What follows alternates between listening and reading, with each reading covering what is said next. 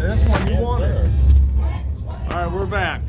We had to stop because of Shine here on I-29. no, we're rolling now, aren't we? No choo-choo. Oh, this sucker's vibrating to no end. Yeah, I wish we were in those recliners. Nothing would be finer.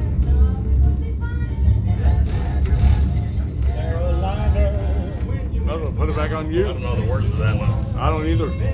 but it's Glenn Miller, and I had the whole soundtrack at one time. Only town on our trip south. This is Hollister, Missouri. Now, Hollister was once known as the English village of the Ozarks, due to its old English architecture, which you see up ahead on the east along historic County Street. Over on the west is the Hollister City Hall and the old Missouri Pacific train depot, which was built back in 1910.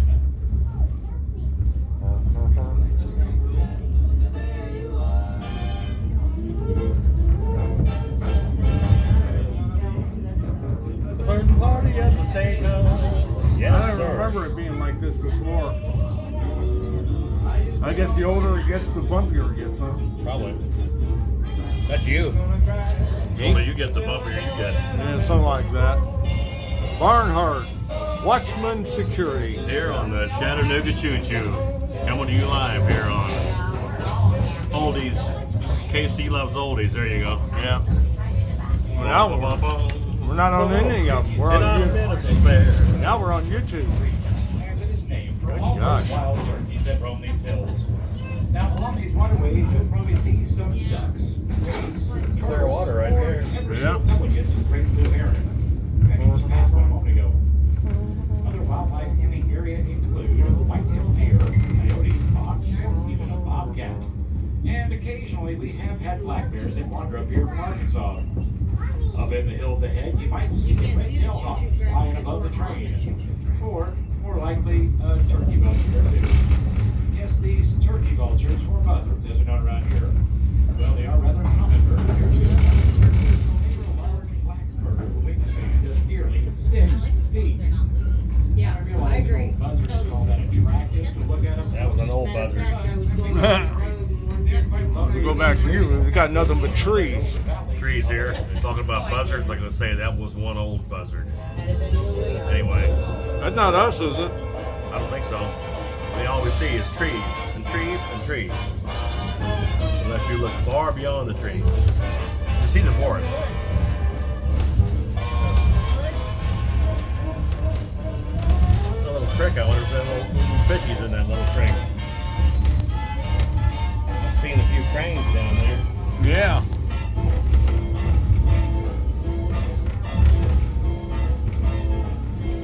It's pretty shallow in a lot of places.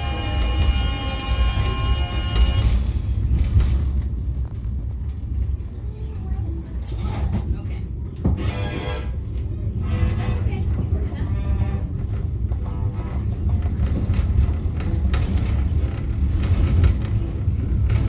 Is that the name of that song? I believe it's called In the Mood.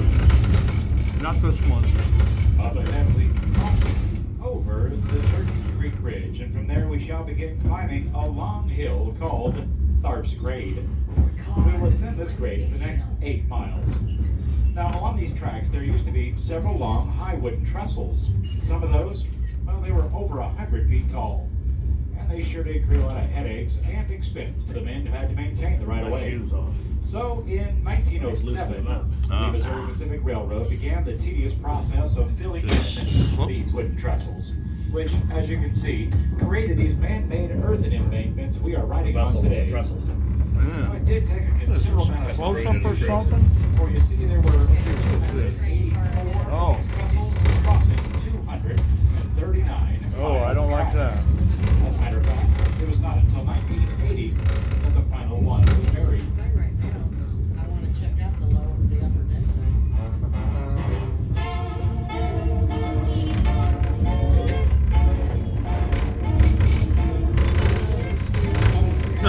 Check it out.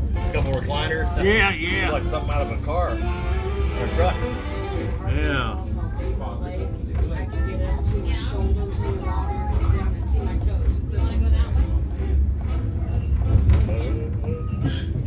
back, I'm gonna set over there, so that way it can be going back up. That's fine. Then I'll get that side all the way back.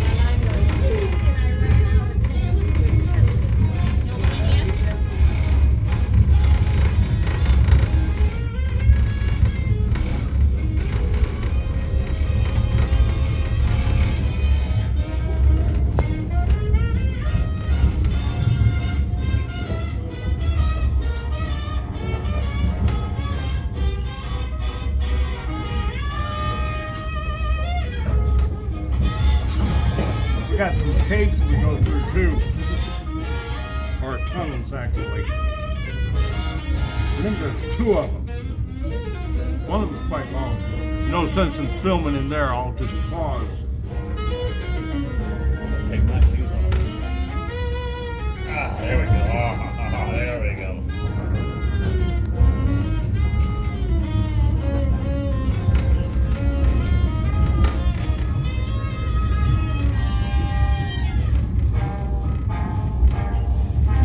That's not in the movie. No.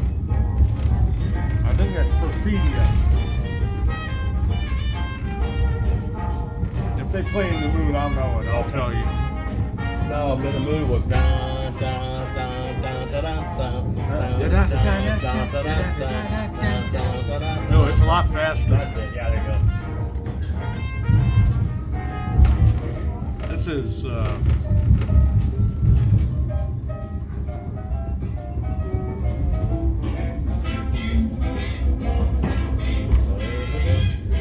I might as well stop it. What we're getting is a wall. I'll pause it. Oh yeah. Old railroad town once stood. The name Town of Melva, Missouri. In the early 1900s, Melva was a prospering little farm mining community.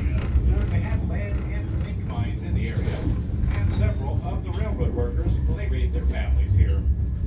Tragically, though, Melva was destroyed by a tornado in the spring of 1920. That storm was so devastating that the town was never rebuilt, and frankly, it is nothing more than a few vacant lots. But if you watch very closely on the east side here in a moment, you will see the remains of the Melva Hotel. Now, you will need to keep a sharp eye out for it, because it does pass by rather quickly.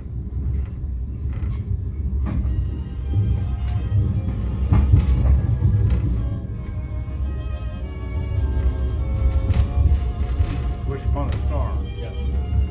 I know he did this. Keep those eyes peeled to the east. You don't want to miss it. Which way's the east?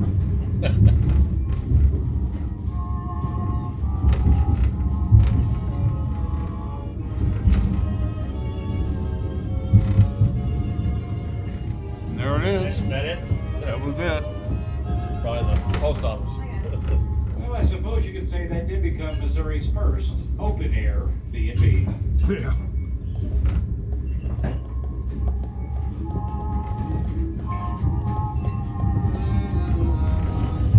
Alright, pause again.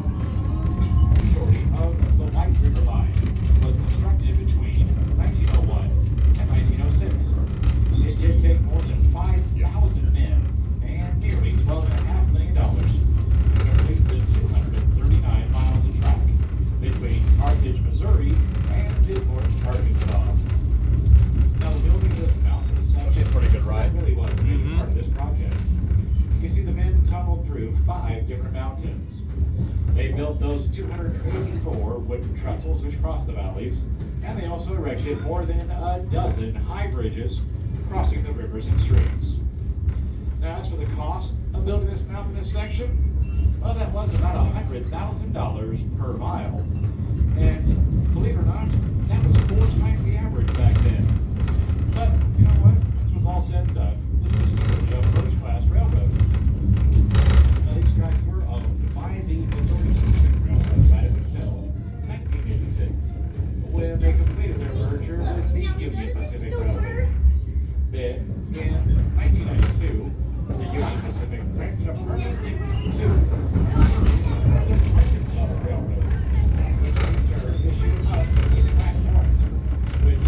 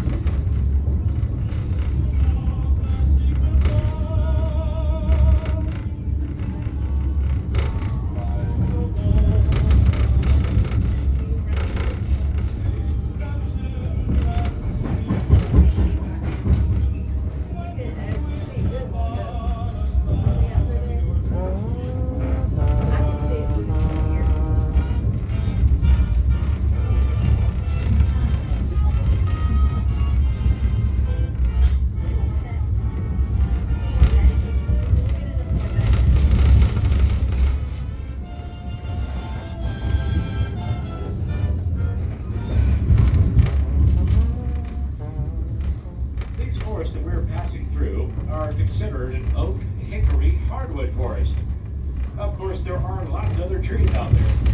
There's the eastern red cedar and the short-leaf pine. Those are the evergreens. And as for the rest of our deciduous trees, we do have walnut, maple, elm, ash, pawpaw, sassafras, sweet gum, and sycamore trees. Now, it is pretty easy to identify the sycamore due to its white coloration in the upper branches.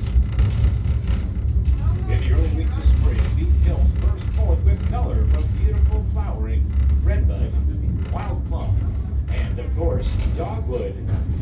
And tonight, you know, we spot a dogwood. Well, by its bark.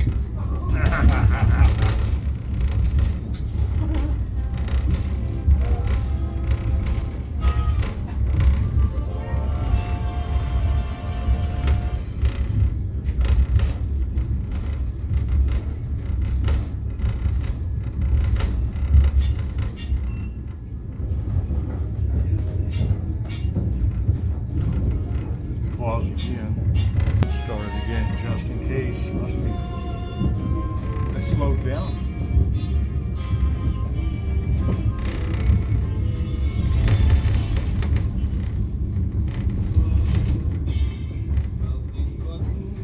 Feels like it's going faster. Wow. They had some human beings that can wreck on the bottom. Yeah.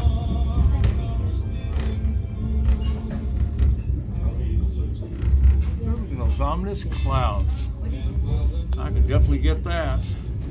It's a Momulus numulus. Yeah.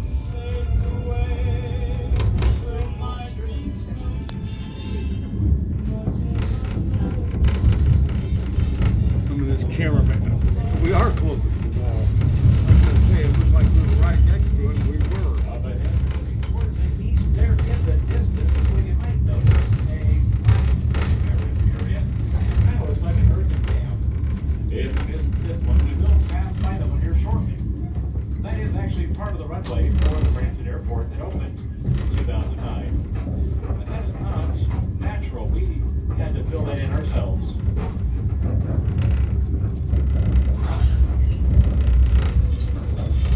Oh, look at that.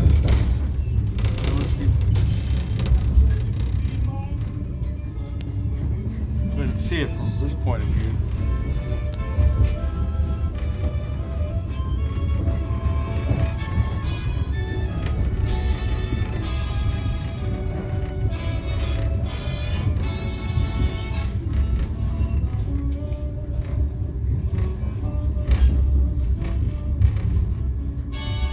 Glad Kevin didn't come along. Would have been I think he interesting. wanted to rest a little bit. Yeah.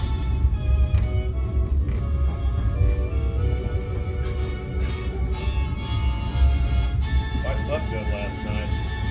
I didn't hear the train. That cool room, and I had Yeah. the covers all thrown on me. Did not hear that train at all. I hear the train coming.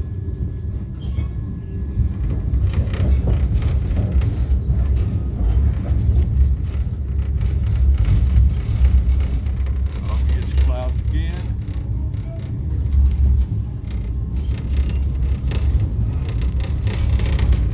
Said the weather ain't been too bad. Over.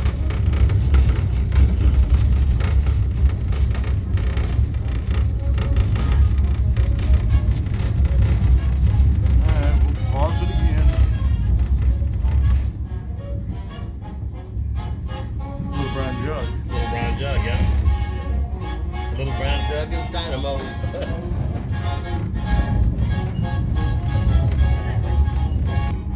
The big old mountain if I can get it.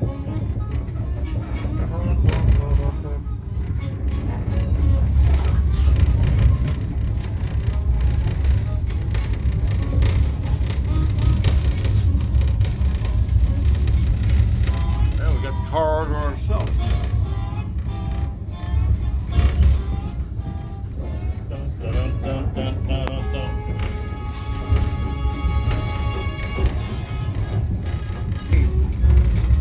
Tunnel. Here's Steve to tell you about the tunnel because he's got tunnel vision. Whoa, we'll have tunnel vision. I don't know the tunnel's there because I can't see it yet. I can only see about 10 feet out my window to a solid I'm just rock. going by that big mountain that's coming up on Solid us. mass. solid rock wall. I mean, we're like 2 feet away from the rock, people. The windows open and you put your head out there, you get your block knocked off. And then some. Nice and green. Actually, it's greener on this phone than it is in real life. It's an optical illusion. I guess.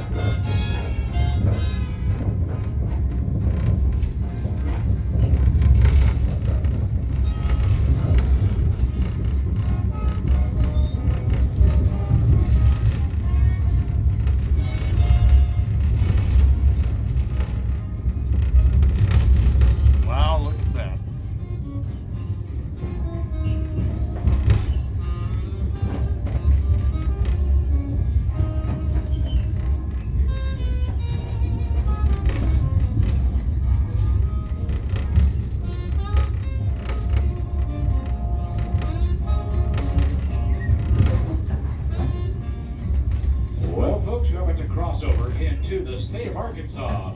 Now that's inclined, represented by a small sign over on the west.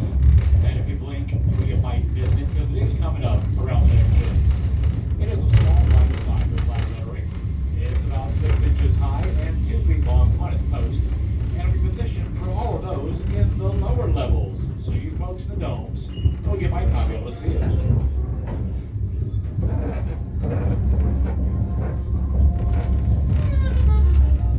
We'll see it, maybe. I don't recall this train going into Arkansas, but I guess it does. Sounds like it.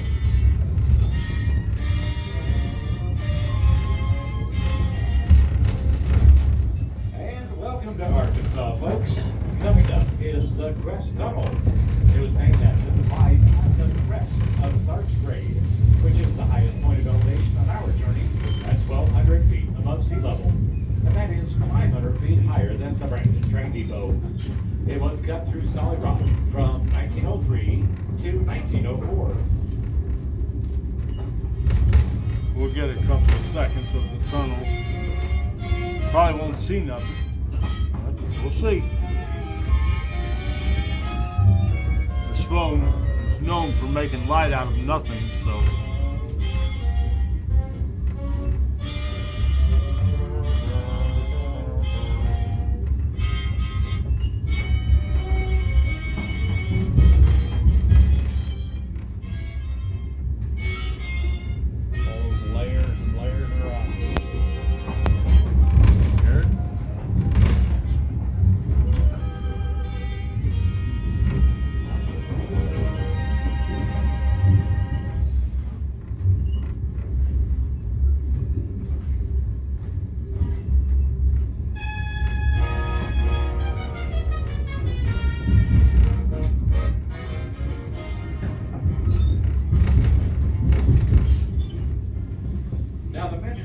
Inside the mountains used steam drills and dynamite.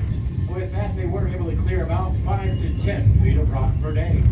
And though even after adding a night shift, it still took nearly 2 full years to complete the 3,485-foot-long Crest Tunnel. And that's just over 2/3 of a mile of solid rock and utter darkness. Below it. There it comes. We're in. There's yours. And as you can see, we can't see a thing. So I'll put it back on Steve Barnhart. And we hear Glenn Miller and Pennsylvania 65000. Hard to give all. Just so you see, we do got some light in here. Partial. Nothing over there. So we're going to go ahead and pause until we get out of this tunnel. This is like a solar eclipse, isn't it? Silver eclipse from the sun. Yeah, yeah. Silver eclipse from the sun. 65000. About There you go. locomotive and the vintage cars you're riding on today. Now, as it stands, we do have All one right. located in South Lane. It was built by the General Motors Electro-Motor Division for the Baltimore and Ohio Railroad. All the passenger cars on our train were built by the Bug Company in Pennsylvania in the 1930s, 40s, and 50s. And they're all owned by Branson Scenic Railway. So back to our locomotive in the front of our train, if you will, in our current direction of travel. That one is number 99. Old It is a 99. 1963 model GP30M with 16 cylinders, producing 2,000 horsepower and weighing in at a whopping 300,000 pounds. It was rebuilt in 1982 and used in freight service for the B&O and the CSX up until 1994. It was purchased by the Branson Scenic Railway in 1995 and repainted in 1999. So we got to renumber it appropriately. Locomotive number 99. Behind that, we do have our power car, and that essentially takes care of all of our electrical needs, like lights and airflow. Now for vintage cars, we will begin with the Silver Eagle, which was built in 1949 for the Texas and Pacific Railroad. This coach has 60 reclining seats and once spent time in the Indiana Transportation Museum after it was retired. Later, it was restored and leased to Amtrak, then finally purchased by the Branson Scenic Railway in April 2001. Next, we have the Silver Garden. That is a dome, buffet and lounge car built for the Chicago, Burlington, and Tennessee Railroad in 1952. It was owned and up until the birth of Amtrak, which was in 1971, when the majority of the nation's passenger services were turned over to them. Following this, we have the Silver Lake. That's our 1952 buffet and dining car, once known as the Casimir Pulaski, when it operated for Amtrak. It was added to our Ozark Zephyr fleet in 1997 as our concession car. And that's where you need to go for all your vittles, fixins, drinks, and goodies. Next, we have the Silver Terrace. That was also built in 1952 as a Vista-Dome, parlor, and observation car. It was part of the original order to equip the Kansas City Zephyr. This particular car was actually purchased by the Branson Scenic Railway in 1998. But we're getting close to the reverse And then, point. after it was completely refurbished, it joined our fleet in You want to sit December on that side on the 2001. way back? Yeah, that's what you. Then we have the Silver We've already seen all this. we all Yeah. entered from.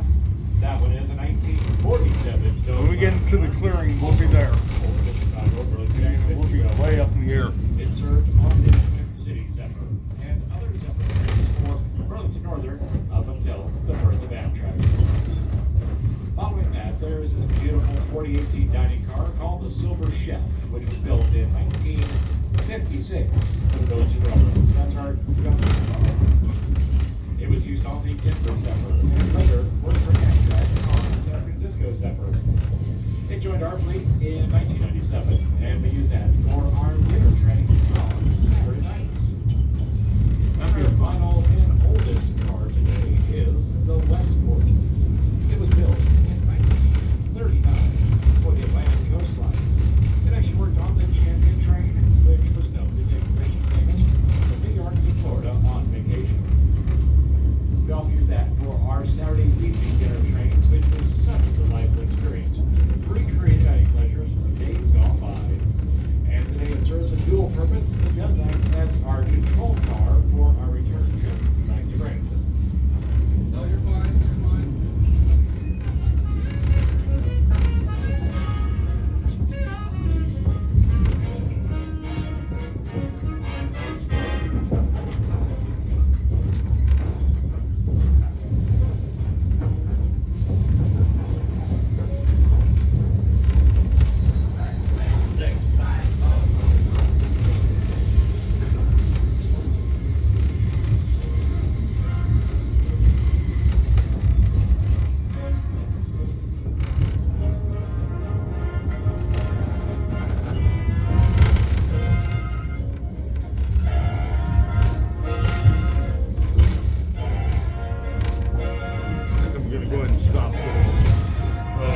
some last words.